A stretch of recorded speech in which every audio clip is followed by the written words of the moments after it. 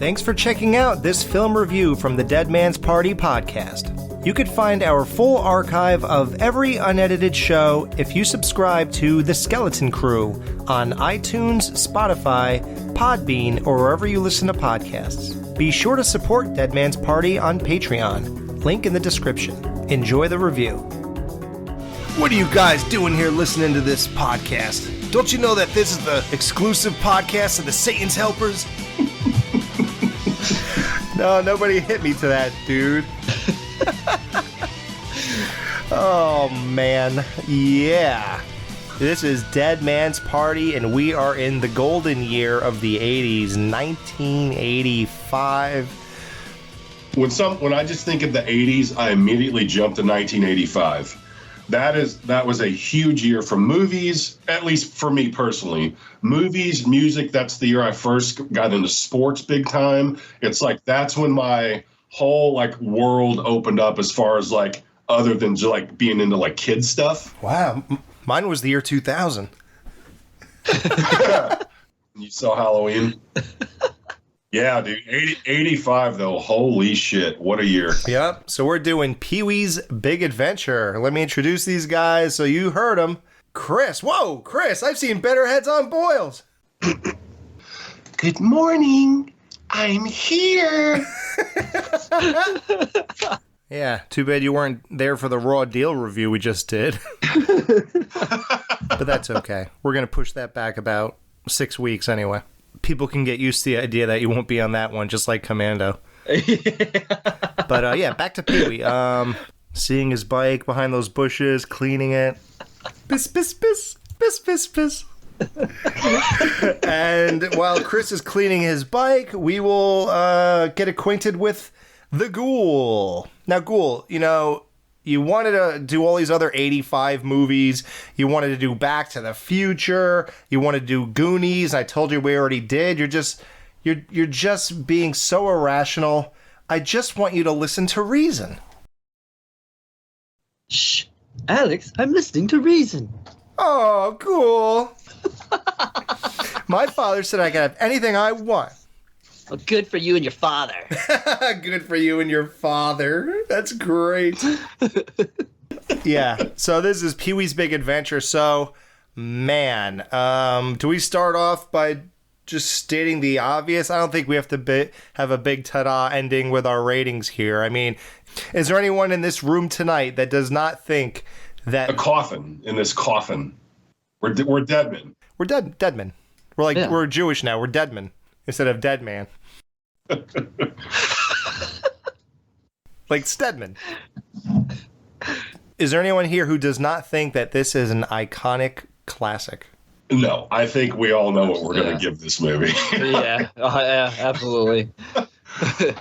So what was Alex, start with you. What was your introduction to the character of Pee Wee Herman? Was it this movie, or did you already know who he was? No, I didn't watch the HBO special at all. It was this movie, and I wasn't a Growlings guy. I didn't live in Chicago, so no, this is it.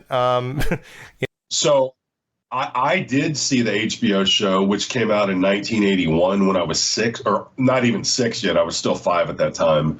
And I saw it probably in 82 or 83 when I was 6 or 7. So when this movie came out, I was familiar with the character. So I was really excited when this came out. And also, real quick, when I looked up on IMDb to see what year that Pee Wee Herman show on HBO came out, it said it came out September 11th, 1981, 20 years to the day prior to 9/11. Now, What's the significance? I don't know! Wow, what a great work, Ken. That's real work you just put in here. That was very good. I just came up with that right before we recorded. Oh, please. And I was going to make he's so amazing that he just did it. Hey. Amazing. He's the Amazing Larry. Do you have something else you want to share with us, Amazing Larry? I've never seen the show. I know only clips of it or whatever. Obviously, I was introduced to this at probably, 5 or 6 years old by my older sibling. And, oh, yeah, dude, this is, yeah. And I think I was telling you guys a couple months ago, we had some of the action figures from the show. Like we had Pee Wee himself. I had that. Oh yeah, whatever that. I had the pull Pee Wee that he said stuff. Oh, actually, I think one of my cousins had that.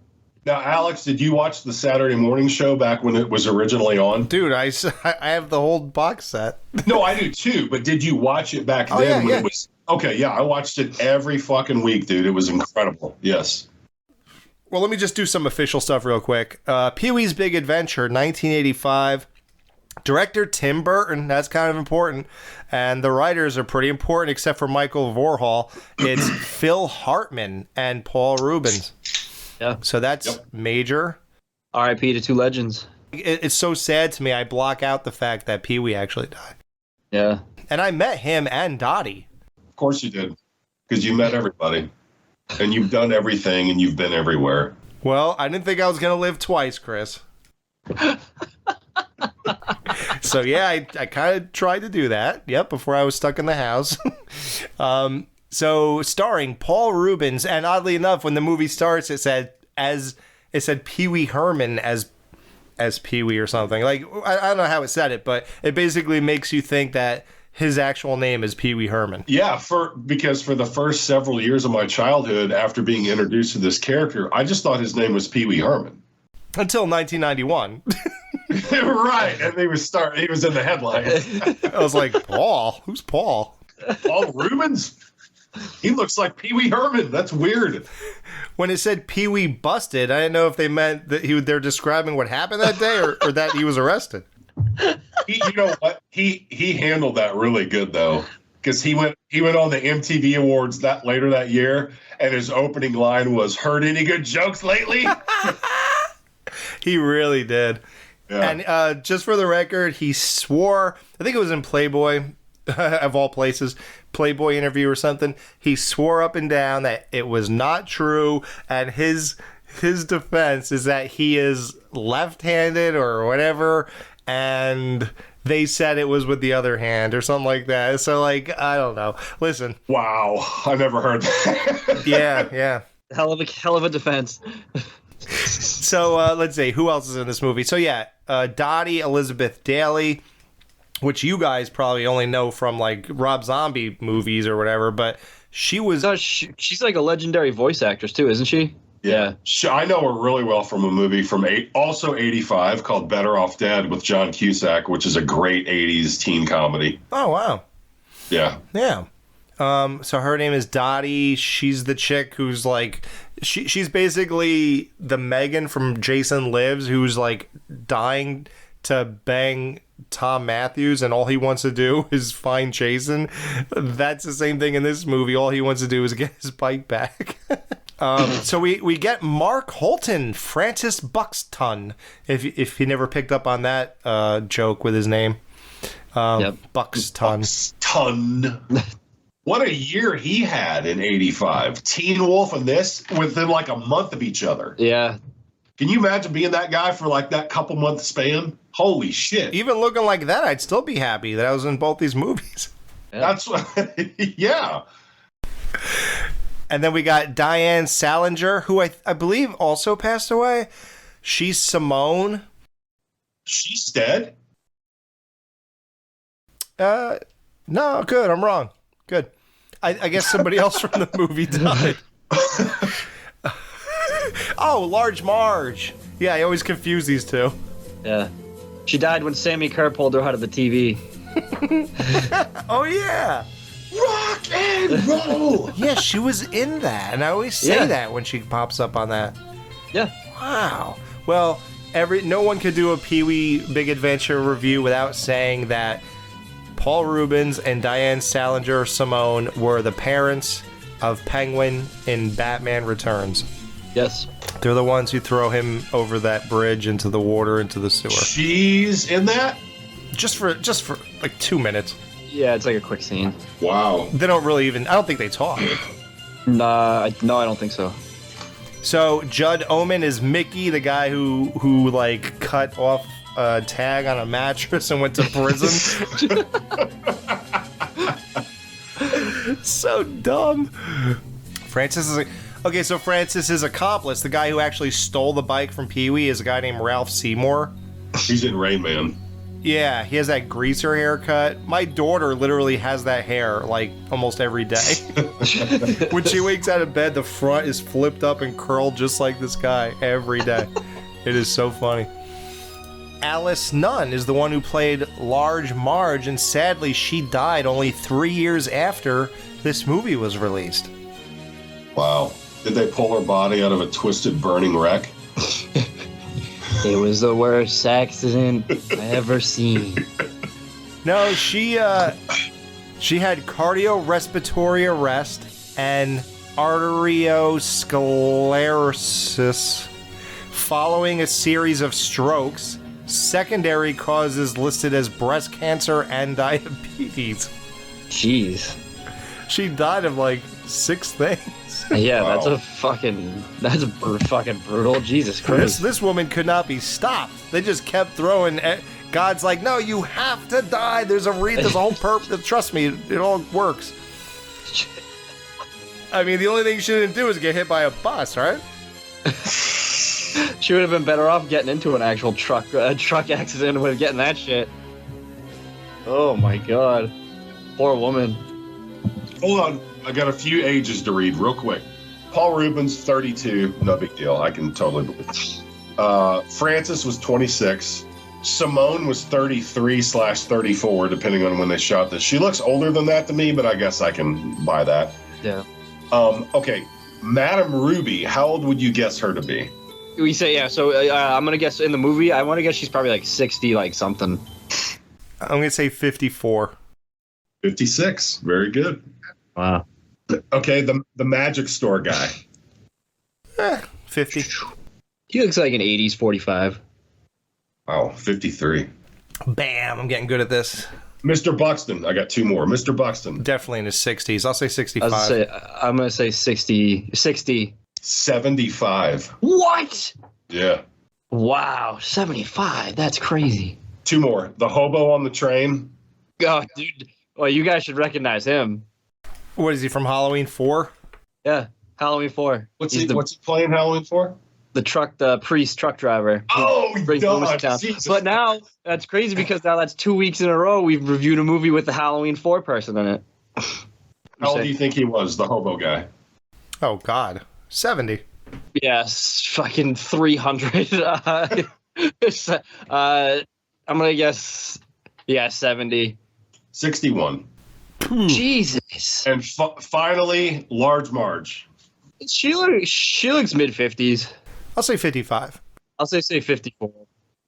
57. Very good. That one shocked me. I thought she was like pushing 70. Well, she was nice and plump. She was. Threw us off. Rats. There we go. Hey, you do Halloween too. I'm doing rats, dude. Screw it. I'm gonna bomb every show now the way you do. And I'd love to. I can't wait to hear this one. This ought to be interesting. What, did Michael Myers have a fucking bike too that I didn't know about? Is that how he got through Haddonfield so quick? Michael Myers on a bike? Can you imagine? He had a bike and he jumped over a roof.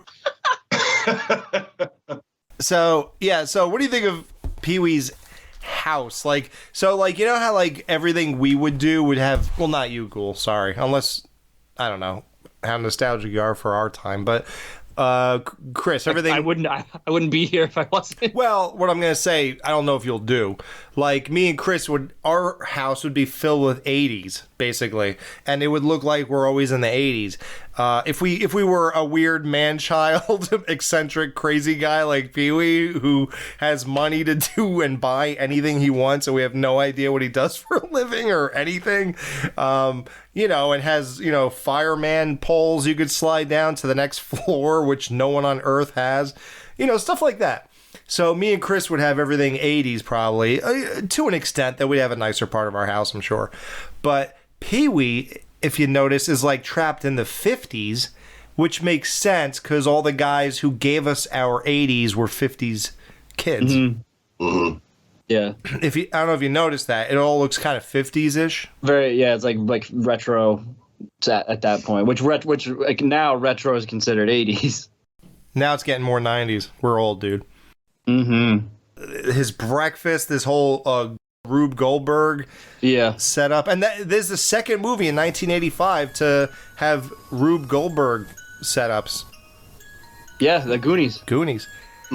But his makes breakfast. Now, if we had to break down the logistics of this... Oh my God. And the time spent to hook this shit up. Every fucking night. Instead of just cooking the breakfast yourself, it would take way longer to set all this shit up. Right! To cook it himself would take less time. Yeah, That's what I'm saying. Yeah. It's fucking insane. So I noticed this, or my dad mentioned this when I was a kid back in the 80s. He said when Pee-wee's pancakes hit the ceiling, you could tell that they just reverse the shot because when it hits the ceiling, it bounces. Oh, like it just hit the floor? Yeah. Oh, all right. Wow, I mean, that makes sense that you said that, but I've never... Yeah. Wait, you said your dad noticed that? Yeah. Well, that's good for you and your father. Good for you and your father. I like how when he first wakes up, he pulls the sheet and it fucking snaps down like a goddamn blinds. And then he just gets up and starts jumping up and down. And puts bunny slippers on and sniffs a carrot. I can't tell you how many times in my adult life when someone shows up to work in the morning in like a super good mood, I'm like, what are you, fucking Pee Wee Herman? You just wake up and you're just ready to go. It's just like he wakes up, he's just jumping up and down. Another amazing day ahead of me. Yeah, exactly. So let's get to like he's brushing his teeth with a gigantic toothbrush. He's Dude, that and the giant fucking silverware when he's eating his breakfast. The giant fork, the giant butter knife. The fucking butter knife is bending like it's made out of rubber. so funny. And like when that dinosaur is squeezing the orange, that's clearly like a foam orange ball. There's not an orange. Yeah. When it gets done cooking this elaborate meal of his, who brought it to his plate? Whoa! Yeah. Exactly. Hey, who did that? Nobody. Nobody does it. Can you imagine having to reset that anvil every night? Oh. Oh my god. Tape on his nose. Taping his face up. Oh my god, that is, dude. So that's I was probably like, I don't know, 10 or so years ago. A couple of me and my friends were on Zoom, just like fucking around or whatever, and one of my friends did that to himself, like around his whole face. Oh my god! The funniest fucking thing ever. Did he rip it off? You know, it took him a while to get. Ow! And like when he looks out the window and there's fish floating by. Dude, I wanted to do all this stuff when I was growing up. Oh. I want to do everything except for be 98 pounds. Yeah, Pee Wee Herman weighed 98 pounds, just about as much as I weigh, like 130. Give me a fucking break. 98 pounds. He's 5'10" in real life. Yeah, all those ornaments too that he has like on his lawn, like I love how he makes that elaborate breakfast and eats one bite of the Mr. T cereal and he's done eating. especially when he throws the cereal on top of all that shit. I'm like, that's like, it ruins it for me. Hi, Mr. Breakfast. Good morning, Pee-wee. He does this every day. Yeah, he dumps Mr. T on it, takes a fork, eats only the Mr. T after this whole Rube Goldberg thing made this elaborate breakfast, and he doesn't even eat it. Yeah. So he is a genius, though. He set up that Wet Willy thing as a lawn sprinkler. It fucking shoots water all over the place. Yeah, but are we all going to forget about the fact that he turns it on and just leaves his house and comes back after he passes out in the bike store? Like, how long was that going? He came back to a swamp. Swamp Thing came out of his lawn when he was done. I love though his neighbor who's like, he's like warning. He's all for it. I was gonna say I love that he's not like, you would think this guy is like the pest of the neighborhood. No, they fucking love him. Yeah, they love him. It's amazing. Yeah. So Pee-wee has this fake like hedges in the back of his house that he pulls a tree branch down after putting a code into the house, and his bike, it's a bike garage or whatever. So I guess he has no car, even though he's like 30 years old. He just rides this bike like that's his vehicle. Yeah. Dude, he's just a child. This is his only form of transportation. Bikes. So how do you guys rate his bike? Do you think it's some amazing thing? Like, is he way too into this, or is it justified? What do you think? I think that's where all of his sexual attention goes to, is that bike. He is seriously, he is in love with the bike. Yeah. Good morning. I mean, is it cool? Yeah, it's got a lot of cool shit on it. Is it something I would want to ride around? No. It's very clunky. It's just like the beach cruiser from Friday. That Ghoul, what's the dude's in Friday? Yeah, which the bike that Debo steals from Zeus steals from what's the other guy's name? Oh shit. Craig. No. Yeah, no, it's not Craig though. It's Craig's but whatever with their friend. That it's the same kind of bike. It's just a cruiser where it's got the wide handlebars. You sit straight up on it. It's not like you're going off-road in that fucking thing. Yeah, but he has tassels on it, dude. Even though when he's riding it around and those people are doing all those stunts, he tries to do wheelies and he gets like 1 inch off the ground. Dude, the way he crashes on that is so fucking funny. Oh, when he lands in front of the kids? Oh my god, dude. So funny. I meant to do that. When he does that, he doesn't even wouldn't Pee-wee be like, "Oh my god, I'm so sorry, are you scratched?" Or like did I damage it? Did I mess up the tire? Did I bend the rim? Like, he doesn't even care. He just gets right back on and just rides away. It's like, it's indestructible. I was just about to say, I feel like to him that bike is just so indestructible. So it's like he's not worried. And where did Pee-wee get that? I mean, he got it from the bike shop, I guess. Chuck's Bike-orama? Yeah. Did he modify all that shit himself? Turn it into like a 007 type bike? I mean, I would imagine. I was gonna say, because the whole reason for him going there is to get the upgraded horn. Oh yeah. So yeah, that's probably where he got all his. How do you increase the volume of a horn? How do you even do that? Yeah. That's me. They call me Chuck. So, when Pee-wee pulls his bike out for the first time and walks over to the sidewalk, did you guys ever notice that Francis, creeps up to the corner of his 2-foot-high fence as if he's hiding from Pee-wee? I've always noticed that, and it's always fucking cracked me up. As if Pee-wee would not see the whole top half of his fucking body. Of a 350-pound guy. Yeah. What makes you think you're going to surprise him at the end of the corner? He could see you. It's the weirdest thing. So are both of these guys, that they both have Arrested Development? It sounds like 2 7-year-olds talking to each other, right? Yes, it does. Yes. And it's a fantastic exchange.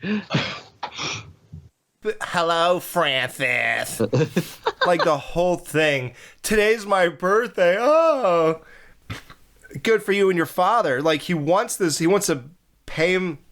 I wouldn't sell my bike for all the money in the world. Not for $1 billion, trillion dollars. You're crazy. I know you are, but what am I? I don't make monkeys. I just train them. He trains monkeys? To do what? Go grab a beer from the fridge? Yet another one. I just randomly say, I don't make monkeys. I just train them. Fucking at least once a week. Right.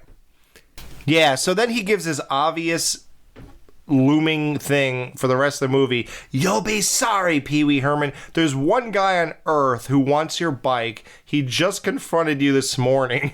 Said you'll be sorry. He would have given you whatever you want for it, except $100 million, billion, trillion dollars.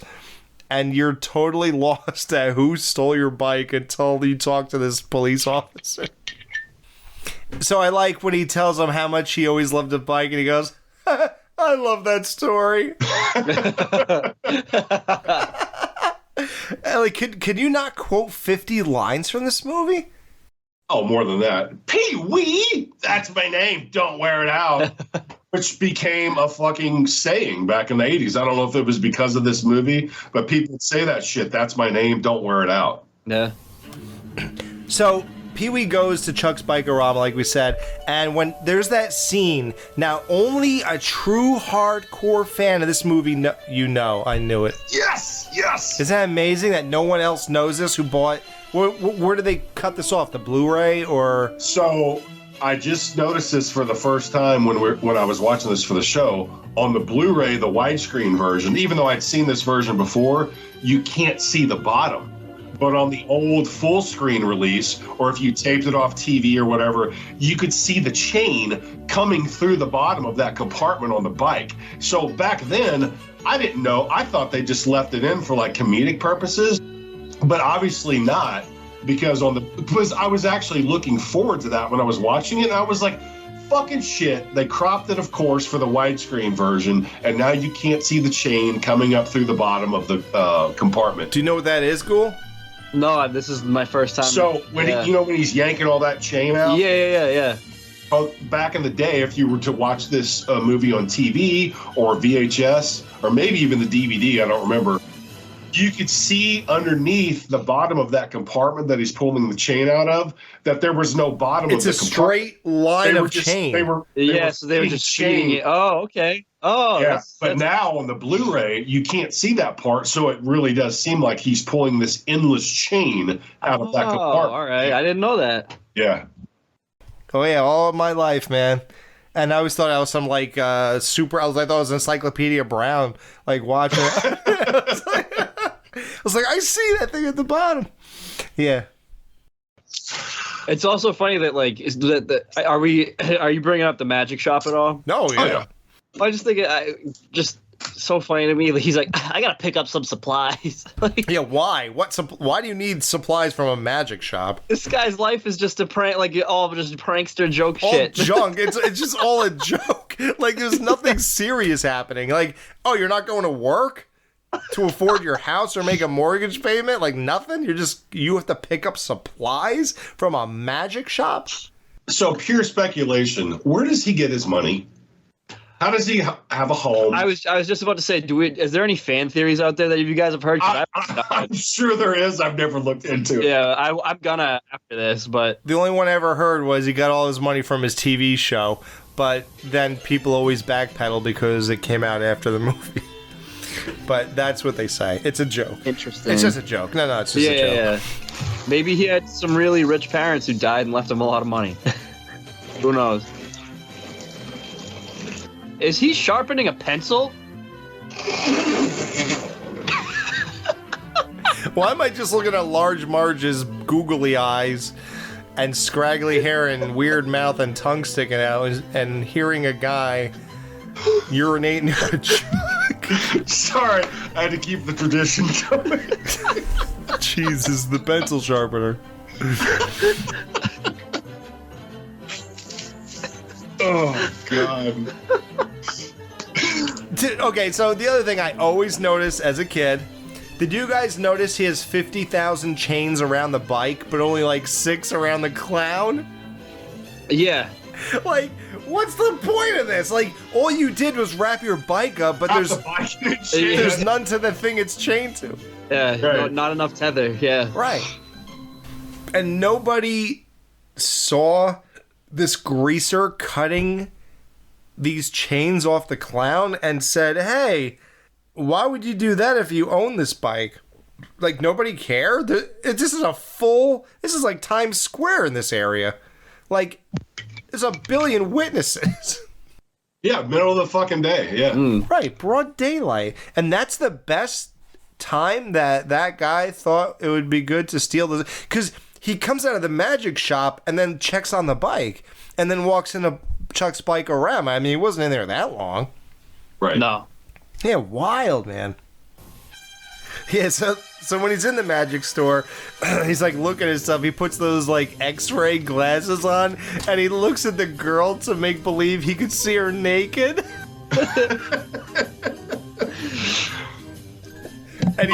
and he acts like he's way interested at the prospect of this, and meanwhile, he's like an asexual guy, right? Totally. He is not interested in love except for the bike. Yeah, that is his life and passion is that bike, dude. He's like a kid. He thinks girls will give him cooties or something. Yeah. That's why he wants nothing to do with Dottie. He wants nothing to do with Simone. He just wants his bike. When he's in the magic shop, so I read that there's a scene, that boomerang bow tie. They actually filmed that scene. Like showing him actually throw it. To show you how to use that thing? Oh, wow. Oh, that would have been cool. But they thought it was crap. When it was done, they got rid of it. For some reason, when he's in the magic shop, one of the parts that makes me laugh the hardest, there's two parts. When he takes that mustard thing, it goes, and that yellow string just shoots out. This fake mustard, I don't know why, I find it hilarious. And then the shrunken head, when he's like, shrunken head? No.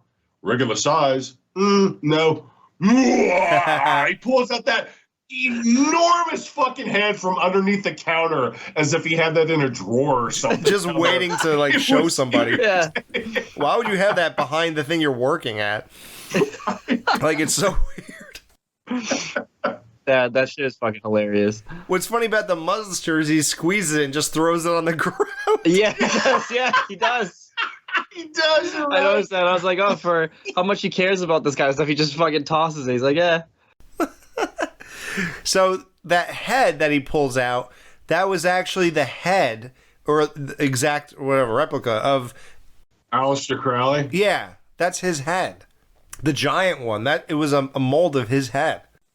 I had some trick gum when I was a kid, but it was not like the trick gum he has. The trick gum I had, it looked, you know what those little packets look like Big Red or Juicy Fruit come in. Yeah. So it was a white pack, and it looked just like the. I know what you're gonna say.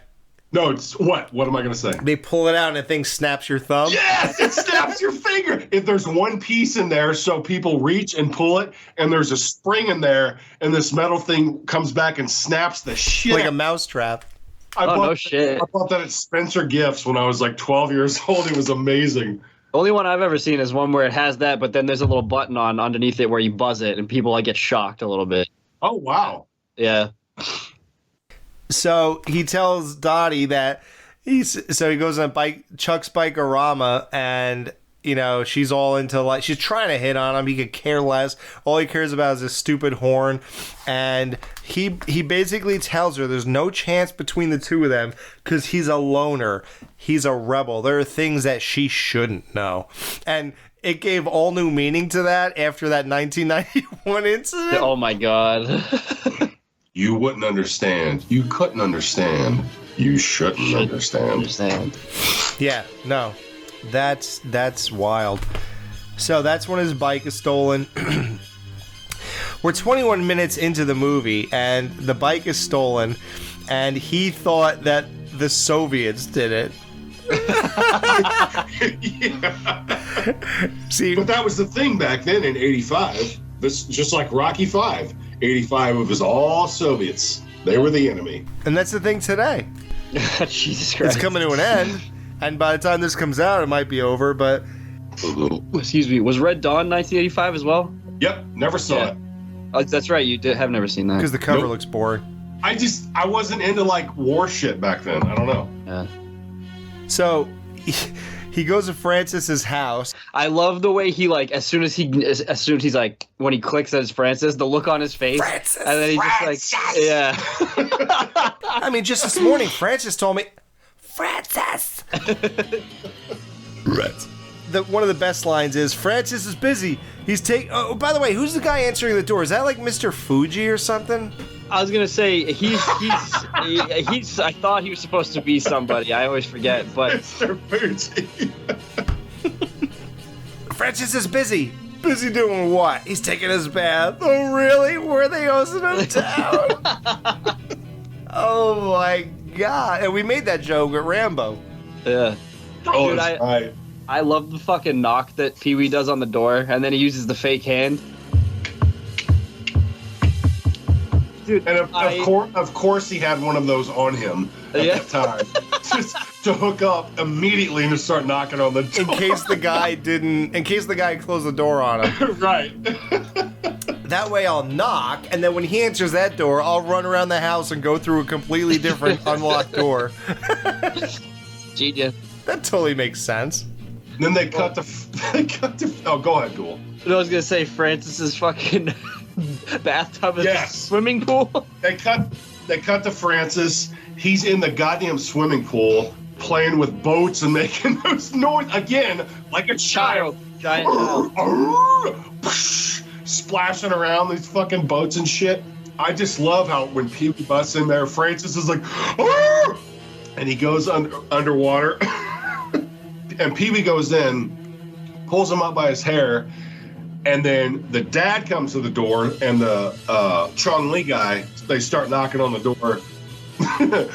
And Pee-wee comes back out, locks the door, and he's like, go ahead and scream, we're a mouse, we're here. Just the way he fucking free fall dives into that pool, it's incredible. And that was real. Like, he just threw his fucking body in the pool. Yeah, with a suit on. Yeah. I love most about the scene, though, is that when he's just, like, manhandling Francis, and he's just throwing his head under the water and drowning him. It's almost like how Michael Myers was drowning Nurse Karen in Halloween 2.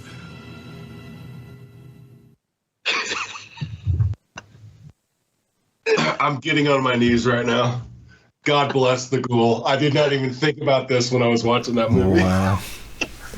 Do you think about... Let me ask you something. When you're taking notes on these things, do you just sit there wondering how this scene and that scene and the next scene and the next scene and the next scene could tie into Halloween 2? Or are you taking real notes? Yes, double yes for me and Chris. For some fucking reason, when I watched this, I did not even think about it. Thank you. Oh, I gotta get back on my game. My God. That's why it's funny when we weren't looking earlier in the show when you guys were like, oh, you guys are going to find something. Chris was like, and I just put my thumb up and he was like, yes. I missed that one. Yeah, I was overcome with this sense of dread, like, oh shit, and Ghoul gave me the thumbs up and I was like... And here I am on the same camera and I missed it all. Wow. He almost murders the guy who he thinks took his bike. And how could... I mentioned Pee-wee jumping in with his full suit on. What? Pee-wee dresses in a suit every day of the week, no matter what temperature it is or anything. Like, it doesn't matter. He's wearing this suit. You ever see a guy ride a bike with a suit on? Who does this? Only outfit he has. I guess he's got 7 of them. Yeah, it's like those like cartoon characters who just have the same outfit in their closet, one for each day of the week. But when I failed to mention this, when he goes into Francis's quote unquote bathroom, I love how Francis goes underwater thinking he's hiding. Does he think Pee-wee doesn't know? You'll never know him down here. That's so ridiculous. He thinks he's like Rambo, the hiding in the mud wall. Like, it's like, dude, I'm sorry, it's not that good. He'll never see me down. Yeah, so weird. But he offers his dad to, like, to make peace, gum. But it's the trick gum, so he's still screwing with these guys. Francis takes something, I don't know, and then his dad, he goes, spearmint or fruit? He goes, fruit, please. And you just knew his dad was going to pick fruit. Oh, yeah, and then all that black shit starts pouring right out of his fucking mouth. Yeah, what the fuck was that? Like tar or something? I mean, and he didn't even realize it was happening. Yeah. He was just standing there smiling, just chopping on his gum. And he's got this black shit just pouring out of his mouth. And then I guess the dad's was like a fucking 1985 equivalent of like a ghost pepper or something like that. Yeah, like when the kids, is that what you thought? Because when I always, as a kid, or I guess it never changed, I always thought the dad was reacting to his son, the black shit pouring down his mouth. He was like, like he knew from that. Yeah, that's what I thought too. I always thought the gum was like super fucking hot. And he was like, ah! That's interesting. Holy shit, I thought he was reacting to Francis as if, oh my God, that shows me that this is fake gum. I don't think so. Ooh, I think it's supposed to be hot gum. Well, you're right, though. When it's pouring out of Francis's, like, drooling down his chin and neck, like, the gum's not making that happen. the gum would be filling your mouth up with that black stuff. You're making it drool from your chin and neck. Like, it shouldn't be drooling out of your mouth. Well, that's because he's just obnoxious. He's chewing with his mouth open. That's why. Because he's just an obnoxious man-child kind of thing. He's like, like. But the only reason why he's doing that is to show the gag of what the gum was doing. I guess, right. Yeah, it's but I never would have thought if the father's one being like a spicy gum. That's all I've ever thought since I was a kid. I've never heard that, though. That makes a lot of sense, though. Yeah, wow. Dude, you just blew the cover off this whole movie. I never knew that. I guess everybody listens to 109 AM, right? And thank God they listened at the exact 12 seconds that Pee-wee was interviewed about his missing bike. And I like how he says, whoever finds it doesn't deserve any awards. Right. So and great. the way he's taping that sign to the pole, just wrapping the tape, instead of putting a little piece of tape at the top and the bottom, he's fucking wrapping that shit around. Like, just a joke. So we get a little view of like Francis's animal kill house. There's nothing but heads on the wall and all these stuffed dead animals, like they're big hunters. Yeah, fuck those people. Yeah, which goes nothing with their characters anyway. Like, I don't think either one of those guys know how to load a gun. Definitely not. Right. So they had this big meeting in the basement. Is Pee-wee trying to get one of these people to confess? Like, does he think one of them took this bike? Like, why is he torturing these people? What, does he think they're all going to go out and start investigating? No, I think that's what it is. He's trying to give them all possible clues. I don't think he thinks one of them did it. No? But I do like when he gets to Exhibit Q, a scale model of the entire mall. When did he build that? A scale of the entire mall. And why would you need that? The full mall. Just so you could point to where the bike was? Right, yeah. One spot to where the bike was. Yeah. We've been here for 3 hours. I'm not sure any of us is supposed to know what this is all supposed to mean. What it's supposed to mean?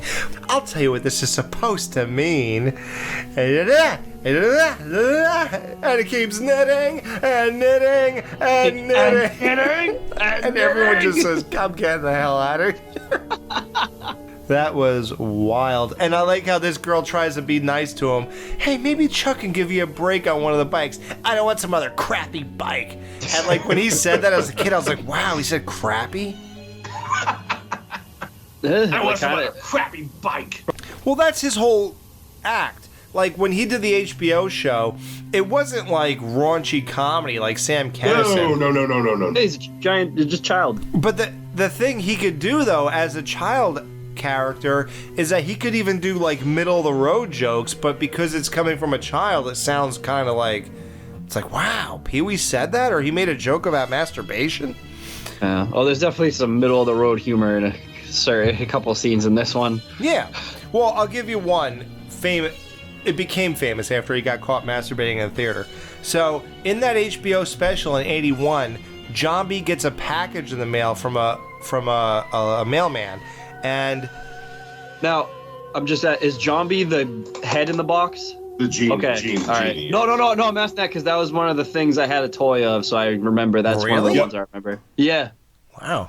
Yeah, I'm saying it like everybody knows what I'm talking about. Yeah. John B's that head in the box. So Pee-wee gets these, the package comes in, and he goes, "Oh, these are my new hands." Then he goes, "There's something I've been waiting to do for a long time." And then he gets it, and then Pee-wee closes the door like, I wonder what he's talking about. Yeah, obviously as a child, I had no fucking idea what they were talking about. That's actually pretty funny. Wow, okay. Yeah, now it's hilarious. Because there's something Pee-wee has been doing for a long time. And how can we just talk about real quick how shocking it was when Pee-wee was on all the newspapers and the news and gotten arrested, and his hair was like down to his shoulders? Right. That's when I think I first became aware of, he's a real guy. He's not, quote, Pee-wee Herman. Right. And he looked like a dirtbag. Yeah, he had a goatee and shit, like long hair. So Pee-wee's walking to meet Madame Ruby, and he gets jumped by a gang in leather. By the way, one of those guys is Tim Burton. Is it the guy who he... Was it the main guy? Not sure. Now I never knew that, but now that you said that, that kind of does look like Tim Burton. Yeah, same. Yeah, I agree. We don't take no strangers coming around here. Can you imagine if that's all you had? Like, you imagine in the real world if you went, people would just be like this. And they just fucking took off running everywhere. They would just stare at you. When he first enters the fucking alleyway, all you see is his shadow, and it's this giant fucking, like, makes him look so much bigger than he really is. Right. But that is so fucking funny. Like, what do they think? He's going to turn into a vampire? Like, why are they running? Well, I've never seen it, but he does do a vampire in Buffy the Vampire Slayer, right? Oh! Yep. I've never seen that. I haven't either. I didn't even mean to reference that. Yeah. Wow. Madame Ruby pulls the same thing on Pee-wee that the guy in Wizard of Oz pulls on Dorothy. Yeah. Oh, shit. Except she wasn't running her hand up Pee-wee's thigh like he was doing to Dorothy.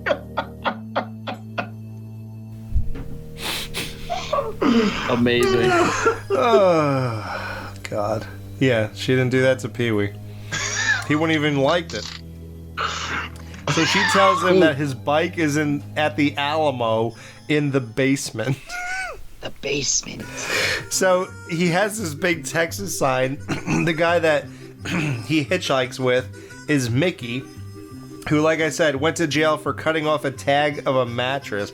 I guess that's a great joke because whenever you see those, you're like, dude, why so serious, right? Like, what is the deal with that? Why does it have that on there? Do not remove by federal law or whatever the fuck it says on there. It has that. I remember asking Google or whatever one time. Ask Jeeves? Ask Jeeves. So, they're driving. Pee-wee's a little child like he always is. And then they get to a roadblock where cops are checking for Mickey. Like, they actually go to a roadblock where they're checking for this guy. I love the gag, though. This is kind of like backtracking, but when he first gets in the car with Mickey still has his handcuffs on each wrist. And like he's 6. Yeah, what you do? Well, those do not remove. Yeah, like, so absurd. I cut one of them off. Wow. The law could be so unfair. You telling me? Just amazing. That guy really, all these people are memorable. Listen, Simone's not memorable in the sense that she's some amazing, great character, but we all know Simone. She did her thing. But, like... I was going to say, they were all going for it. Like, they committed to their roles. Yeah. You can't forget the guy in the train. You can't forget the guy who's dating Simone. You can't forget Large Marge. You can't forget Mickey. Like, all these people, Dottie, they all went... except for Chuck. That's me. They call me Chuck. Like, okay. And Pee-wee, I don't know what this is supposed to mean. Like... I do like it when Pee-wee's hitchhiking, he puts that big rubber thumb on. It only takes 2 cars to go by before he gets pissed off. Then he takes it off and throws it at the third fucking car that drives by because they won't stop. He can't believe 2 cars wouldn't stop. Now, all right, are you guys familiar with, I'm sure you are, the hitchhiker's thumb? You guys aren't? Oh, well, around here they have a thing where, like, if your thumb is, like, super bendy, they call it, like, hitchhiker's thumb. No. I don't know. Oh, you guys have never heard that? That's wild. That must be just a fucking New like England if it doesn't go straight up, it goes out to the... Yeah. Oh, God. Whoa! What the fuck is that? What the fuck is going on here? Dude, I would never pick you up. Yeah. How do you do that? That's just how it goes. Like, my fingers can bend back, like, pretty wild. Like... Alex, look at that shit. Oh, my... And I fractured... I mean, this is nothing, but I fractured my elbow when I was a kid, and I can twist my elbow. If you guys want to see, I know I got a sweatshirt on, but if you want to see, I can switch my elbow in and out. What are you made out of rubber? No, this was because I jumped out of my high chair when I was like 2 years old, and I fractured my elbow. Dude, what is wrong with you? I wish people could see this shit. Oh, we're gonna make a video. We're gonna post it that week. Anyway, I bet you give good reach arounds. I don't know. When you guys come to visit, we'll have to try it. yeah, I might let you do it just to watch. Listen, if you lay into me, it's just best to just let me finish.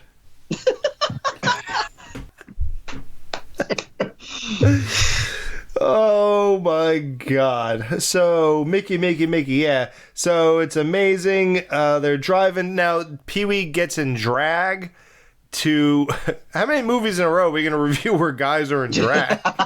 So now 2 in a row again. Yeah, 2 in a row. He looks like He kind of reminds me of Olive Oil from Popeye. Oh, good call with the hair. Yeah. You're right, he does. And like Mickey has a goatee that's fake. His disguise is so simple, and he just buttons up his prison shirt. Yeah, it's all like up to his neck. That's his big disguise. And glasses. Yeah, that's it. Yeah. Have you seen this guy? They can't tell. It's like Pee-wee's so distracted that the cop doesn't even know that the criminal's next to him. Well, the cop is so distracted by Pee-wee as a woman, which I find very strange. I just want to see that cute little outfit. Yeah. Right. What's that? and he's still wearing those white Pee-wee shoes. And did you ever notice the timing? They're driving up to the roadblock, and Pee-wee has time. Where was he carrying this outfit? How did he get it on so fast? Same place he was carrying the fucking doorknob. I mean, he's got this invisible fucking briefcase with him that's full of shit. Didn't he have the classic stick with a sack at the end of it? Like the stick and bindle, yeah. Polka dot thing? Yeah. Why would you pack that?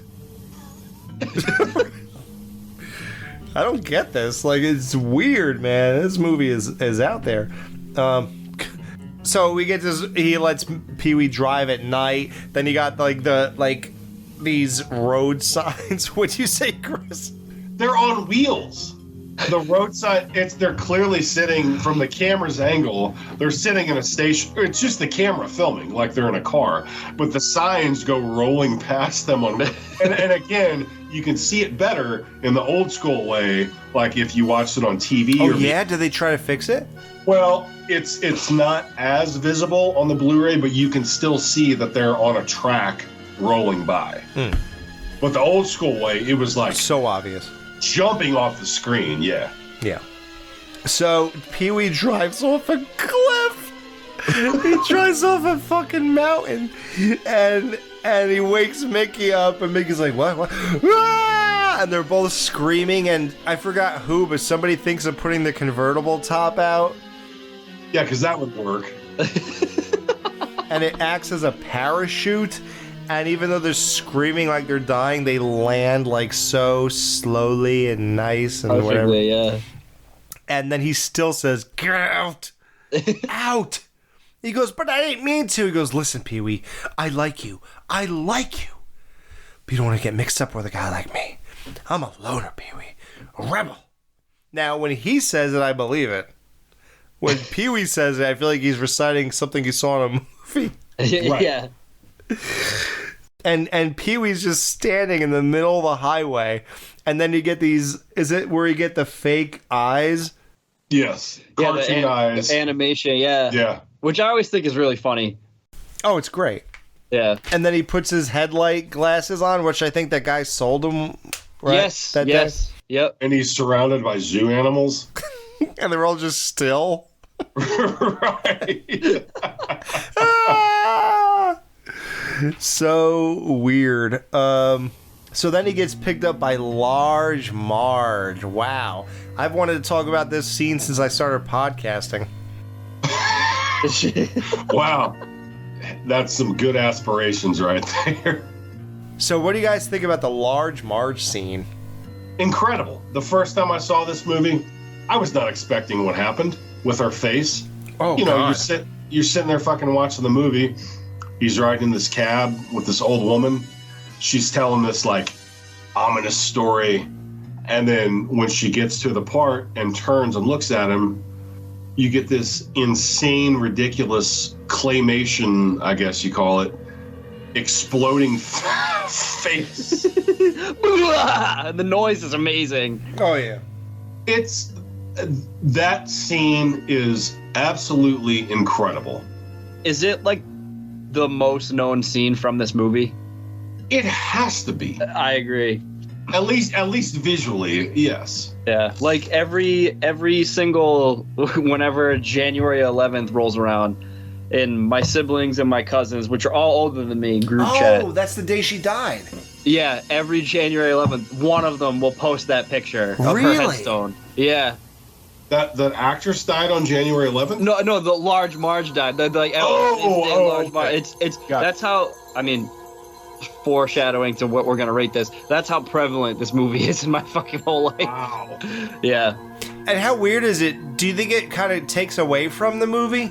Because yeah, it's weird. Yeah, because like it's like a June movie to me or something. Like, I don't know. This is like again, foreshadowing. I could watch this movie. I have watched this movie whenever, wherever time of year. But what are you, Shakira? You probably watched it like 18th of July. And Alex, did you just make a pun on his whenever, wherever? Yes. That is excellent. I love that song. Whatever, we're together. Ole, ole, ole. I can't believe he said that. That's perfect. Yeah, Large Marge. I like how she starts off, like, as soon as he gets in. 10 years. Like, he didn't ask her anything. Like, fucking, just like, even though, like, the fucking atmosphere of it is great. Like, the headlights coming up in the fucking fog, like, just is, like, so perfect as far as, like, this scene looks like it could have been a legit amount of, like, an anthology series, like, horror movie. That's the best part. Like, and I guess we've glossed. People are probably throwing tomatoes at the speakers. We've glossed over the score of this movie, who is our namesake, or sort of, right? Yeah. Yeah, Dead Man's Party, Oingo Boingo. Oh, yep. You're right. Yeah. He's a Tim Burton staple. Oh, yeah. Danny Elfman, yep. And he deserves it. Yep, he's amazing. And I think was this the first movie he scored? I think so. Yeah, you're probably right. So I have this score on vinyl. Like, I am obsessed with this soundtrack, and I hate to actually listen to it like that because I like how the music marries what's on screen. Yeah, a lot of times, I mean, it depends on the movie, but a lot of times you need that visual to go along with the music you're listening to. Now, something like any of the Carpenter Halloween scores, like, I can throw those on and listen to, no big deal. But there are movies where the music doesn't quite make sense unless you're watching the movie to see what's going on at that time. Right. And this is sort of one. It's still good listening to it. I actually listened to it yesterday, listened to it today with my daughter while I was playing with her. I just had it on because I'm trying to get in the headspace here. But yeah, you know, it's not the same when you're not watching what's normally happening while you hear that. The music made this movie as much as Tim Burton made the movie with his visuals, his visual styles and everything like that, right? I mean, imagine a regular guy directing this. Like the guy who directed Raw Deal. an actor's director, as Schwarzenegger called him. Oh, is that what he called him? Yeah. Who did direct that? I didn't even look that up. Was he known for anything else? I don't really think so. Oh, okay. If it's not off of the bat with me or Alex, then it means nothing. Right, okay. Hey, we would have heard of him. Yeah, when I was a kid, who did not pause that VHS tape and put it in slow-mo during this scene when her face... Oh my God, exactly. With what? With her face. Large Marge, when she... Oh yeah. God. I wanted to watch every movement as if I was, like, uncovering, like, some secret thing. Right. Like you're watching the fucking Zapruder film from JFK or something. Fucking frame by frame. He was in the grassy knoll. Who made that joke? Was it Ace Ventura or something? I was the second gunman in the grassy knoll. Yes. Next Super Bowl, guys. Look for that one. So he meets Simone because he's in a diner. Obviously, that's where he tells everybody, I was dropped off by Large Marge, and they all look at him like they know this legend. And she says when she crashed and died, it sounded like a garbage truck was dropped off the Empire State Building. Has she heard what that sounds like? How many garbage trucks were dropped off the Empire State Building? I wonder, like, was Large Marge, like, was she boozing and driving during that truck? I wonder. She kind of looks like she has a flask. She looks like, yeah, she'd be a flasker, you know? Just like Reverend Sayer. Exactly. So Simone's dating some big red galoot named Andy, and he's like, they like crawl up to, he does dishes to pay off his tuna salad or tuna. Yeah, he has like the most simple order, and he's like washing like fucking a giant stack of dishes. And he's wearing a hairnet, and he has like a centimeter of hair. What's the point of that? Like, don't get any hair in the dishes that you clean. That, you know, because normally people wear that when they cook. But yeah, let's wear it for dishes too. Wow. The visual gags just. I never thought about that before. Normally it's when you're prepping food, not when you're washing dishes. Do you think today they would let you just wash dishes if you didn't have the money for food? Like, what would they do to you today? Dude, today you don't even know. I feel like they would film you with their phone and post it on fucking Instagram. Exactly. This motherfucker can't pay for his meal. Yep. Yeah, and they would say, even if you did dishes, I wouldn't get a tip, asshole. Oh man. So they're up in the dinosaur's mouth. And by the way, I'll mention, so when Pee-wee died, that dinosaur is real. They didn't build that for the movie. As I said, it's a real place, right? Yeah. Yep. You can go today. And when he died, they painted that dinosaur in Pee-wee's like suit or something. Oh, really? Wow. Oh, wow. Yep. Nice. They put a gray suit on him. And I don't know how long they left it that way or whatever, if it's maybe a year or whatever it was. But yeah, they did that to tribute him. I like how when they're up in the dinosaur, she goes, "Do you have any dreams?" And he goes, "Yeah, I'm rolling a big donut in this snake wearing a vest." No, Pee-wee, I mean dreamed. Like, what do you want to do with your life? He's like, oh. It's like they came up with the most fucking bizarre shit. Rolling a giant donut. What did the snake do?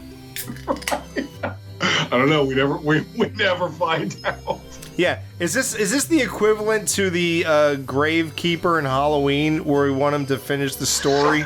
It's Charlie. What's his name? Charlie Bowles. Everyone wants them to make a movie about the story of Charlie Bowles and what he did to his family. It's real interesting that he kissed his wife and kids goodbye and killed them. Hey, let's make a whole movie off of that. It's completely unrelated, but they did make a comic book out of it where you can find out what happened. What? Are you serious? Back in like the early 2000s, yeah. And you bought it, huh? No, I wish I did. It's like impossible to find now. Oh, I'm sure it is. Yeah. But I'm sure you can like Google the story, right? I believe so, yeah. Where you can, like, read what actually happened? Yeah. Holy shit. Yeah. They're in the mouth of the dinosaur, and he says, "Let's talk about your big butt." Simone's got a big old butt. I know I told you I'd be true, but Simone's got a big old butt, so I'm leaving you. Wow, somebody knew. Dude, come on, who are you talking to, man? I'm almost 50 years old. I grew up on that shit. You don't know that, huh? Huh, Ghoul? It wasn't LL, was it? Yeah, big old butt. I was going to say, yeah, it's LL. All right, good. We're on the same wavelength. Hey, Alex, remember, I used to give you music suggestions for intermissions on Skeleton Crew. Wow. That means no, he doesn't remember. I gave you a couple. You played a couple. Yeah. What do you think? I would just ignore you? Oh, no, that's what I mean. I was like, I know what's up. So, this big dumb galoot, what's his name? Andy? Yes. He's Andy, listening to him talk about her big butt, and he actually just walks away. Like, would you not, as a man, immediately walk up that flight of stairs and see who the hell is talking to your girlfriend about her butt? He just hangs and walks away, grabs a dinosaur bone in the morning, and then strolls back over there waiting for them to get out of the dinosaur. No, I'd stay on the other side of the door jerking off, listen to them talk. Jesus Christ. You are a closet cuckold, huh?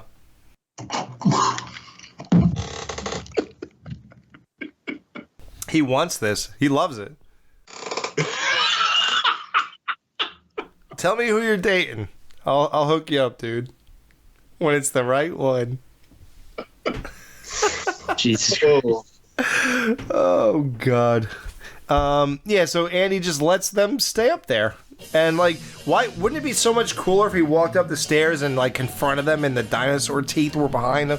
Like there's this big confrontation and he like threw Pee-wee out of the dinosaur's mouth and you see the cartoon version of him land on the ground and then he just gets up and runs away or something. Like, wouldn't that have been so much funnier?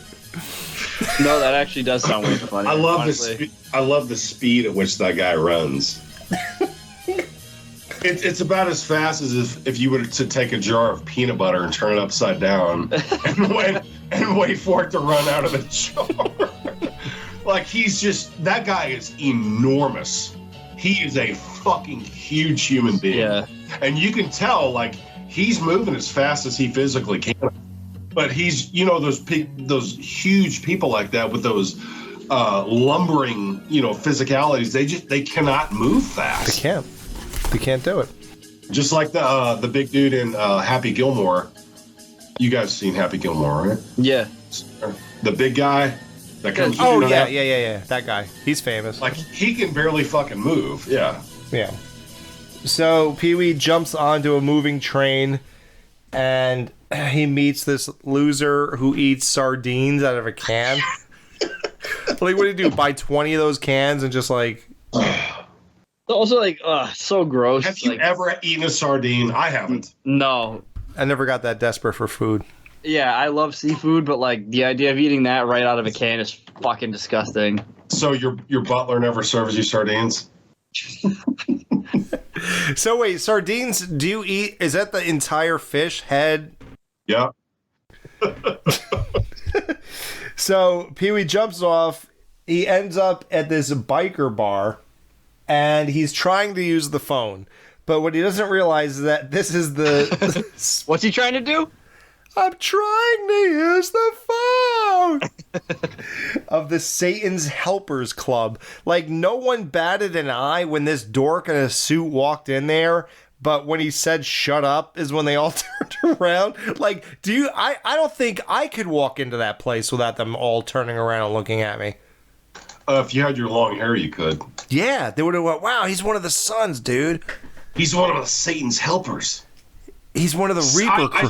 I love that name. Satan's helpers. Is that supposed to be a play on Hell's Angels? I'd imagine. 100%. Yeah. It has to be. Yeah. Hold on. You know who that woman is, right? Oh, yeah, dude. Everybody should know. Everybody. Because I'll be 100% transparent with you. I never noticed who it was until like 4 or 5 years ago. Really? No. I might not have known until 10 years ago. I was going to say, like, yeah, well, age-wise, yeah, me, like, 10 years ago. Which was probably the last time I watched this 4 or 5 years ago. And when I watched it, I was like, God damn, she looks familiar. And I pulled her up on IMDb, and I was like, oh, my God. And you were like, who's Cassandra? She does look... Cassandra Peterson. She does look very different, like... Oh, totally. Than anything, ever. God, those tits, though, holy shit. She was like, I guess she's supposed to be like the Gemma Teller of the Satan's Helpers.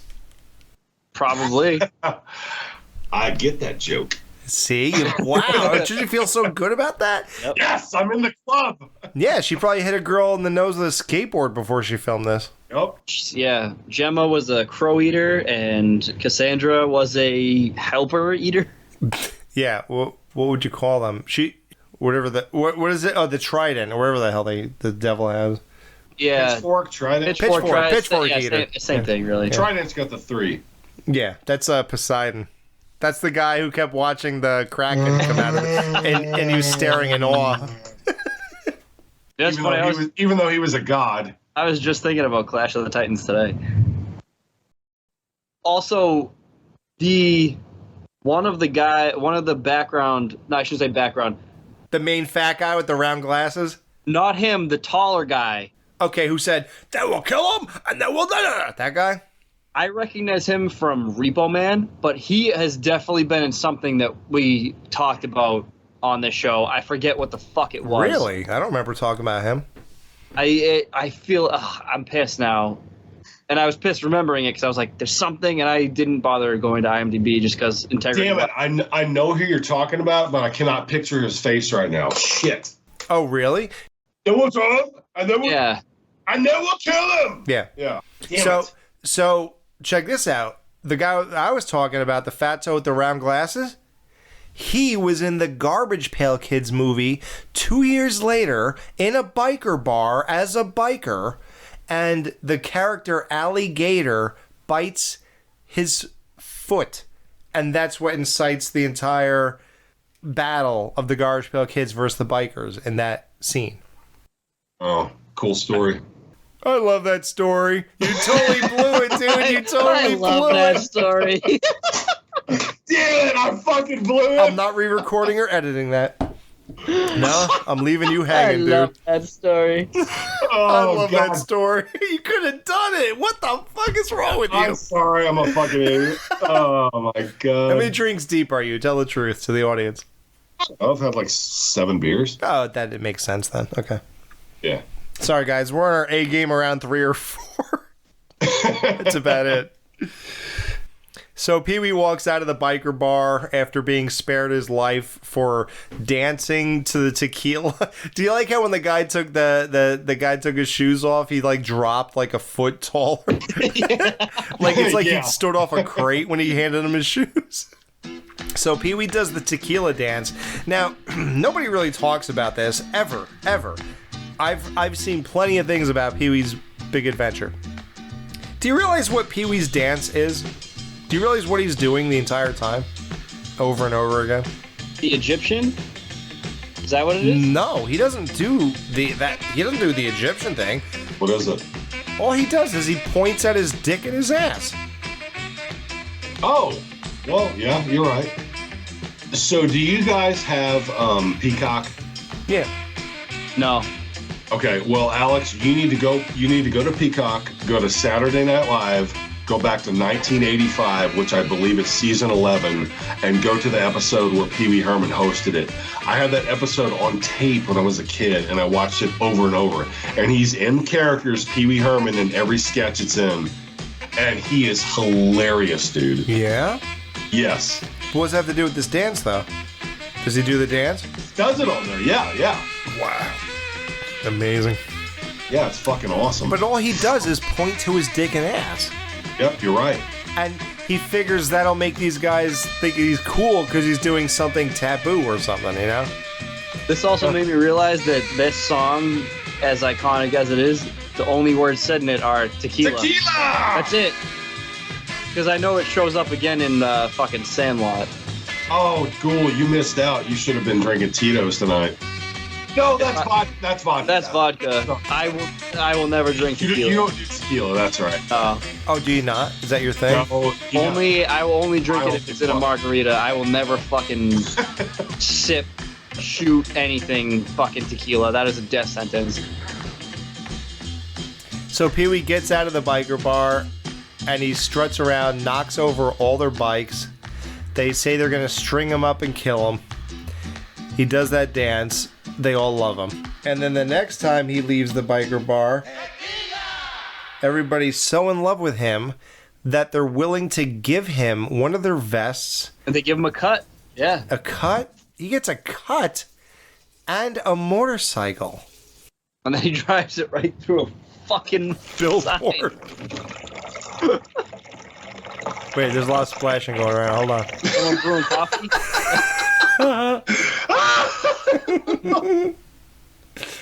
Between me and you. Oh my god. Dude, I held in my first one so bad that I filled up an entire fucking Jack Daniels bottle in one go. Yeah, Pee-wee drives through the sign, ends up in a hospital. He's like in a hospital bed, just like Laurie Strode in Halloween 2.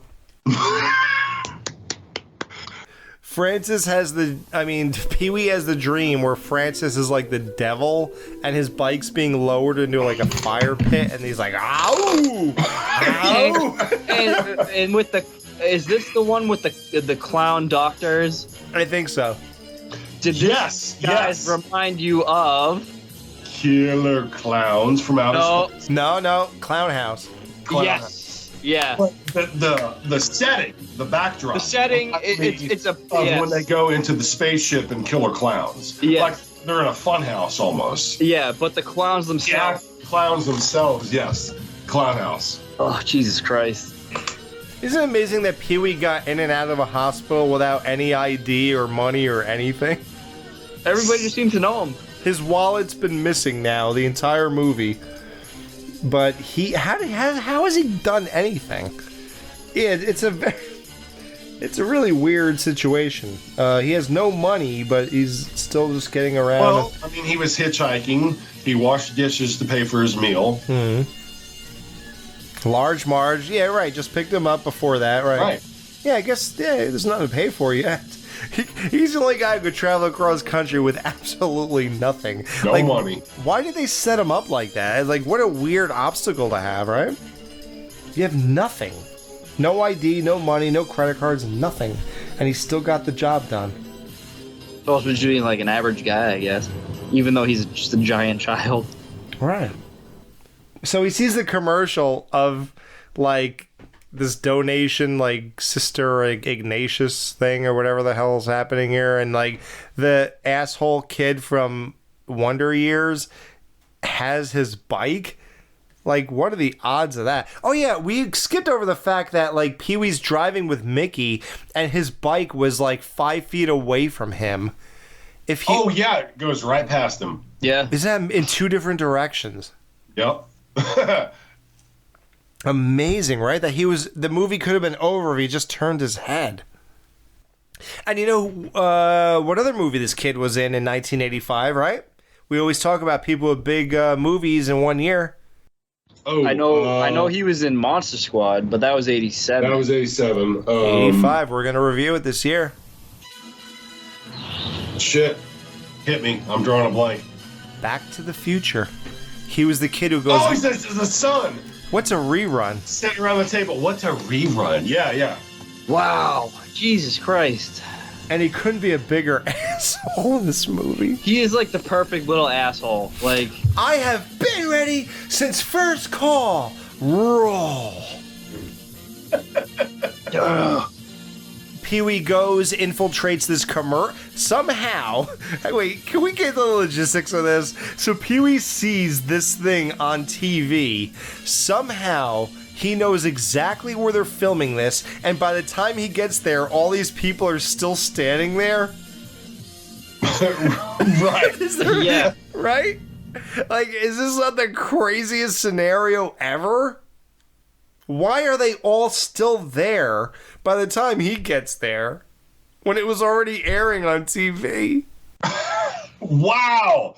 I never really gave that any thought before. Holy shit. Dude, I didn't until this second.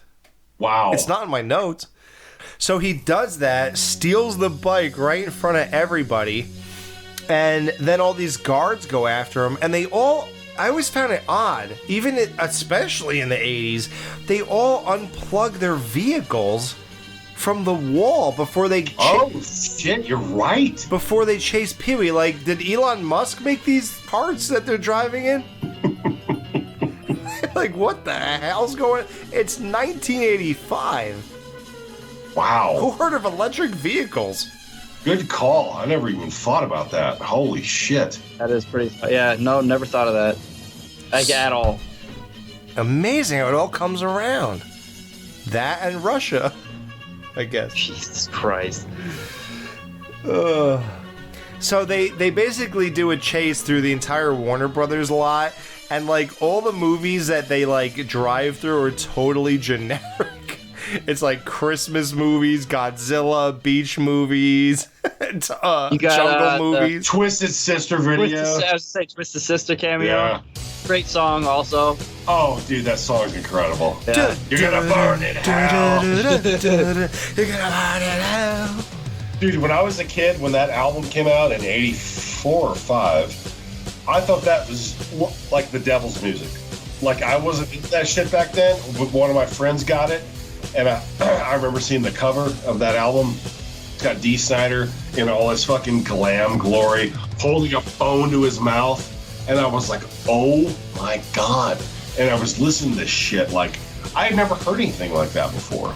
Do you want to hear something outrageous? Yeah. You won't believe what I'm about to say. I wonder if you two share this. You might, but according to what you just said, I don't think you're going to agree. I've never heard this song anywhere but this movie.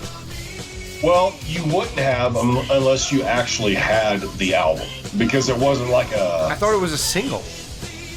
Is it not? Well, if it was, I never heard it on the radio. It's not saying it wasn't, but if it was, I never heard it, except when I was listening to my friend's cassette. Wow.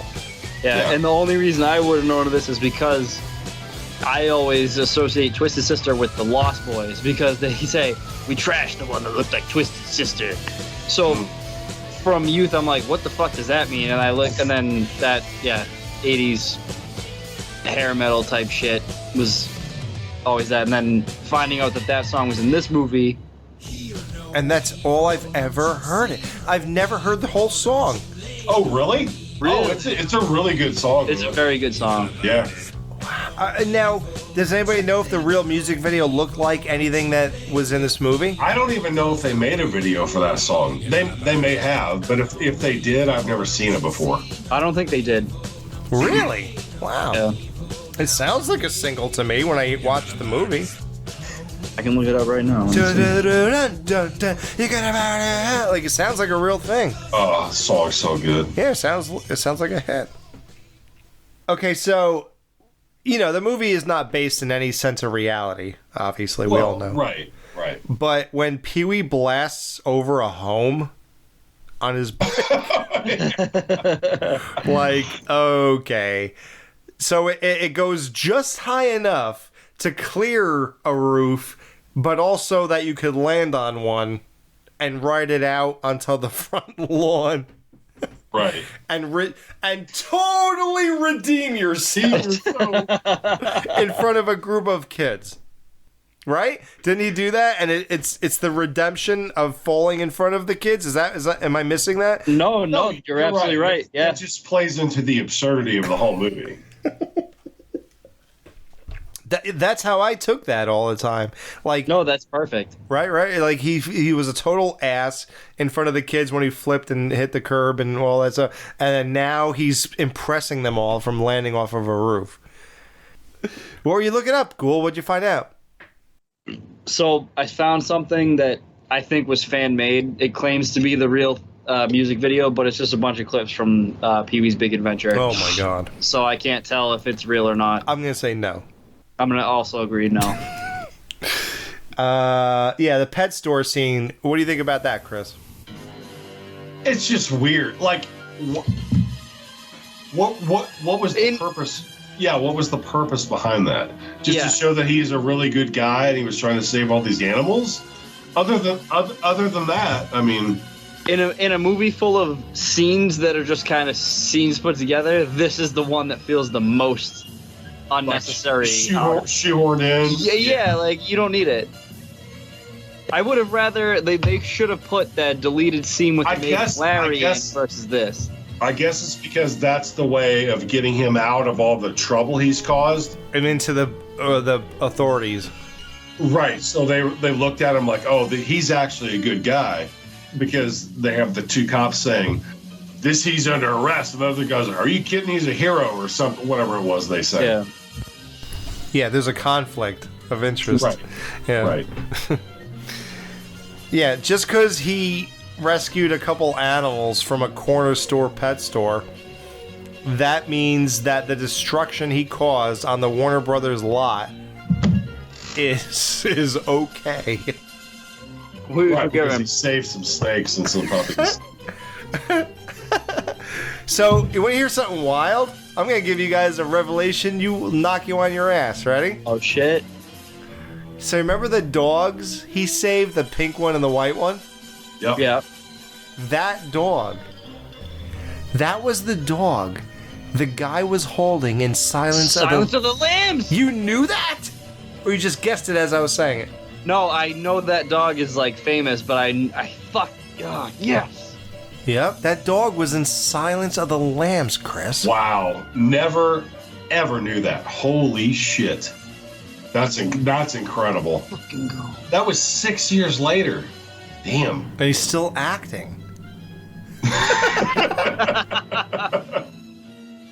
But there was another movie, though, you're saying? Oh, yeah, I know. God, I'm good. Is it The Burbs? Oh, is that it? I think you might be right.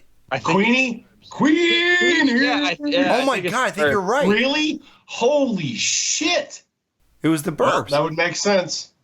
God damn, Nick is I love that movie. Oh, I love The Burbs so much. It's incredible. And today, you know where that dog is? In the ground? Yeah. I was trying to say it nicer.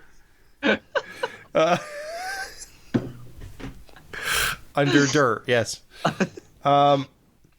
So he agrees to make Pee-wee's story into a movie, which is funny because in reality, think about it, we're shocked that this was made into a movie. Like, at all. So the fact that they did a meta thing where someone else heard about this and wanted to make it a movie is even doubly as stupid, right? So it's like funny that way. So they make it, but it's like totally different. So it's a premiere night. It's at the drive-in. The homeless guys are there. Mickey's there. I love how Mickey shows up as one person in an entire prison bus. It's so good. Like they would actually take him Right. to the premiere of that movie. Yeah, why would he get that privilege? Footlong! And he hands him a thing to saw his like handcuffs off, Yeah, or to yeah. saw the bars open or something. Right. Yeah, because that wouldn't be too noisy. And Was that like a file or something? yeah, like a huge long one. But by the time he got it done, it would be morning, and everybody would be there to watch him get the whole. Oh, it wouldn't be morning. It would have been like 1993. By the time he got done filing his goddamn chains with that thing. Or the bars in the cell, whatever. Oh, yeah. However he did it, yeah. So when Pee-wee's walking through the whole like crowd of all his like everybody he met in the movie, apparently, like how would he have gotten the homeless guy from the train to come to this premiere? He doesn't have an address. Yeah, Right. He jumped off of a moving train to get away from him, yet he wants him here. Like, and how would he go, oh, yeah, sure, I'll hop on the next train and just go wherever your premiere is, and I'll be there with all my other homeless buddies. Yeah, I was going to say him and all the other bums. Right. So they go, what'd they pay you? So the answer to that is Pee-wee got paid $400,000 to do Pee-wee's Big Adventure. In 1985. Right, which is basically $1.5 million today. Wow, really? Still sounds low to me. No, back then they weren't like just. Well, I can't say back then how popular that character was just based off that HBO special. And, he had obviously been traveling around doing live shows with that character. So I don't know the demand to make a movie. And also, think of the premise of the movie. It sounds ridiculous. Right. Right? No one knew how good it would turn out. It's literally just a guy searching for his bike, yeah. Right. Who thinks that would be a good movie? It sounds terrible. Honestly. Right? I mean, honestly, if you were an executive and somebody came to you with that, you'd be like, nah, don't sound that good. Yeah. So now we start playing this movie of theirs that they did based off of Pee-wee's movie. And Pee-wee gets a role in the movie of the guy working the desk at the hotel, I guess, or whatever the hell's happening here. And Paging Mr. Herman. Paging Mr. Herman. You have a telephone call at front desk. Totally unnatural, and not one person watching this goes, hey, Pee-wee, is that your voice? And Pee-wee's totally okay with the fact that they dubbed over him. So just think about that. They thought his voice was so ridiculous that they would not put it in the movie. But that just feeds into the absurdity of this movie, though. That they did that. And that they cast James Brolin to play the fucking character of P.W. Herman. And the other girl is like someone named Morgan Fairchild. Morgan Fairchild, yeah, dude. She was a big deal back then. Right. And Ghoul and me always talk about 80s hot is not hot today. Okay. Right, oh, do you think she's hot? Absolutely, dude. I've been coming around to it. No, yes. Oh, yeah, I do. I think, I was going to say, are we going to have the discussion about Dottie? Oh, the hot girl of the movie, if she's truly hot? Well, yeah, I'll say yes because it matches Pee-wee's level. That's all he could have gotten. So to me, it makes sense. Yeah. Do I think she's hot? No. No, Dottie's not hot. Because she's not from Brazil. South America. Yeah, just South American. Yeah. She's okay. Like, I love Dottie. Dottie's cute as hell. I love Dottie too. Yeah. But I wouldn't like approach her and say, "Hey, I'd love to be your boyfriend." Well, that's the thing. I guess that's more kind of my type. I guess that's the thing. So you don't think Dottie from the PW movie is attractive? Fairchild, no. Oh, okay. Maybe it's the wild hair. It's the 80s, dude. That's what it was. I never really gave her face a real look, I guess. She was a big deal back then, just like James Brolin was. And you know what else is funny? So James Brolin, obviously played PW, is the father of Josh Brolin, who was in The Goonies as the older brother. The Goonies came out 9 weeks exactly before this movie did. Crazy. What's the significance? I don't know! Wow, you're still with that. Awesome. I just thought it was a fun fact that father and son had huge movies come out within 2 months of each other. Yeah. Well, you know what James Brolin is famous for to me? The Amityville Horror. No. In an interview in 2007 on the radio, Chris will love this. According to his Lionheart humor, James Brolin went on a radio show that was based in New York on September 11th in 2007. And when they mentioned to him... Oh, I know what you're saying. You know this? I've heard the clip, and it's extremely cringeworthy. What is happening? What am I missing? Let me play it. Just play. Yeah. Well, we're the anniversary of the September 11th attacks. Right. Oh, yeah. Oh, happy 9/11. Well, that's kind of a weird thing to say. I hear silence. Yeah. Well, we're right outside of New York. I mean, I know people who lost family members, so I don't know. We don't say happy 9/11 around here. Celebrate the day, right? Right. Chaz and AJ from WP. Wow. Yikes. That's unreal. I mean, I kind of feel bad for the guy because he was not meaning like any like malice or anything. He was trying to like make light of the situation, but my God, did that come off terrible. So bad. Holy shit. Happy 9/11. We know where 3,000 people fried to death and jumped out of windows 1,000 feet in the air. Happy 9/11. Who says that? Happy 9/11. My God. He was kind of old as fuck though at that point. So you're saying he was like senile? Is he dead? I'm pretty sure James Brolin's dead. Was he? How old is James Brolin? 84. He's still alive. Yeah. Shit. All right. I guess he would have been in. Yeah. So he was like in his mid-60s back then. All right. Yeah. So but at the same time, that guy like wouldn't have been. It's not okay what he said, but I get it because that generation is very fucking out of touch. All right. Pee-wee voice. How about when Pee-wee keeps looking at the camera? Like, and he keeps shifting over to make sure he's on screen during this movie, during this scene. Yeah. It's like all the classic asshole actor moves that like directors die because of. Like, Pee-wee just does them all. He's even like mouthing the words that the other actors are saying while they're saying it.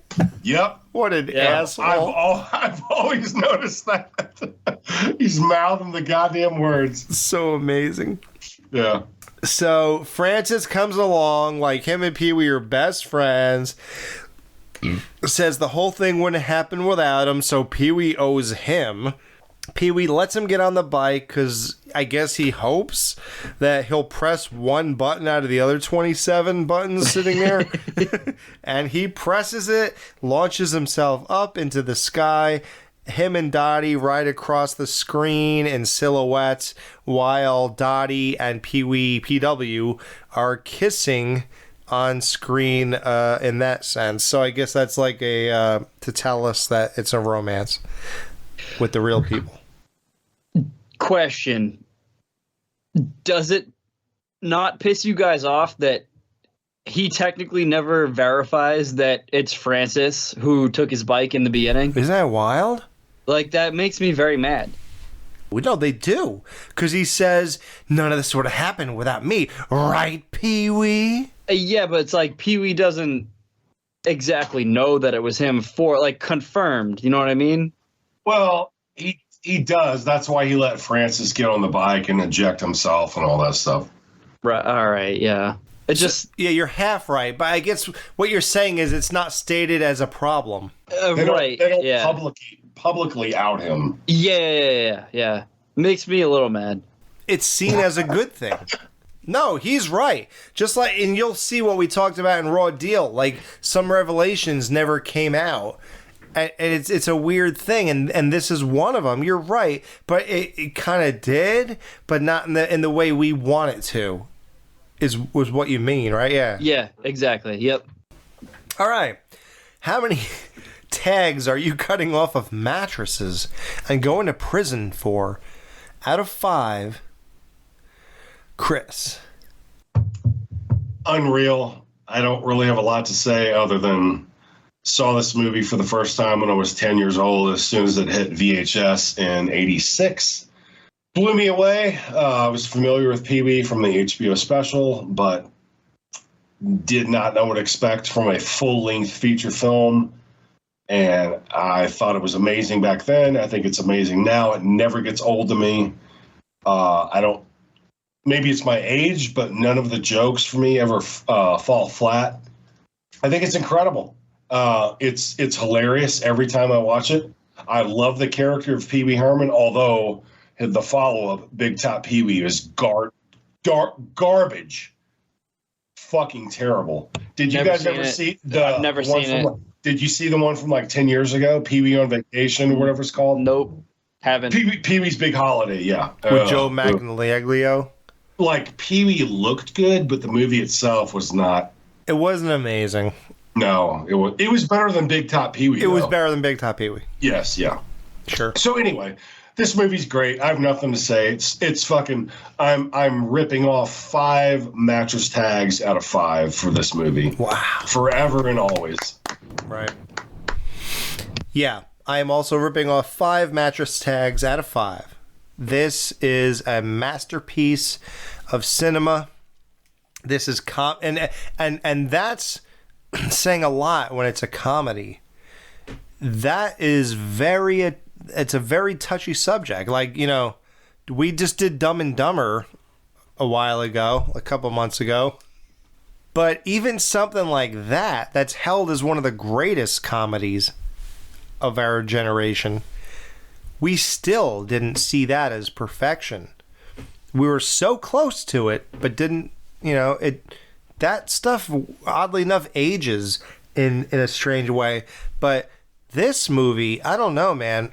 The way the 3 guys got together and crafted this, and the wavelengths they were on, whatever it is, it's one of those strange things that are amazing when you're 5, 10, 15, 20, 25, 30, 35, 40, 45, 50. It just goes on and on. It never stops. It never stops being amazing. It never stops hitting all the right beats and hitting like whatever is in our brains that receives. I don't know. It's just like you appreciate different things along the journey of your life. And it never, like Chris said, forever and always, it'll never change. When I'm 75, I'll like this for a different reason. I don't ever see anything changing about this. If it hasn't changed in 45 years, or let's just say 40 years since I watched it, I don't think it'll ever change. I just don't see that happening. The music, the way the music marries the film, the way the visuals, Danny Elfman, Tim Burton, Paul Rubens, whatever it was lightning in a bottle. It's the most absurd premise of a movie ever. I mean, I'm sure there's a couple other ones, but this is right up there with as far as how big this is, how famous this is, how revered this is. Yeah, you ever seen Rocky IV? That's pretty absurd. A machine type man kills your best friend and you go to Russia on Christmas Day and beat him, and you're half the size and strength. Yeah, I don't know. Yeah, you're right. I don't know what's worse. And they both came out the same year. This is the year of absurdity up there. And also a man travels through time.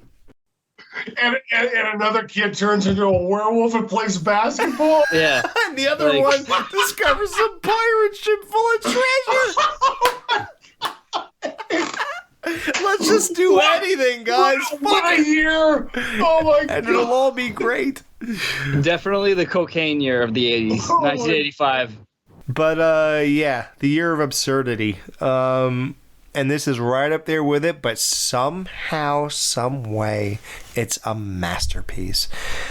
5 out of 5 tags. Ghoul, your pick. What do you think? Being later to the game than you guys, but I've been watching this movie since I was a very small child, from at least 1999 and until now, where I was actually texting Chris a couple weeks ago when this was the original pick, where I watched this movie several times a year. Wow, good. And I even, like I said, this movie is like, quote this multiple times a week, if not daily, and just going back to like, oh, if I'm just bored, let's rewatch a scene from fucking Pee-wee's Big Adventure on YouTube just to make myself laugh. No, nothing you guys haven't said that I could even approach. Like, this movie is just fucking perfect. And R.I.P. Paul Rubens, it's like, god damn. Like, you can't fucking beat it at all. So, like in modern comedies, you just can't match this. I don't give a fuck what anyone says. You can't. All right, so that's it. Hey, Ghoul. The stars at night, they shine so bright. Deep in the heart of Massachusetts. Massachusetts. Hey, Chris, I know you bailed out on that Raw Deal review for the most part, but I'd really love you to come back and do Conan the Destroyer with us. I think that'd be great if you joined us for that one. What? What? The connection must be really bad. Ugh, play this guy will not. Okay, at least do me one favor. Watch this movie again after this amazing time we had reviewing it. I don't need to watch it, Alex. I lived it.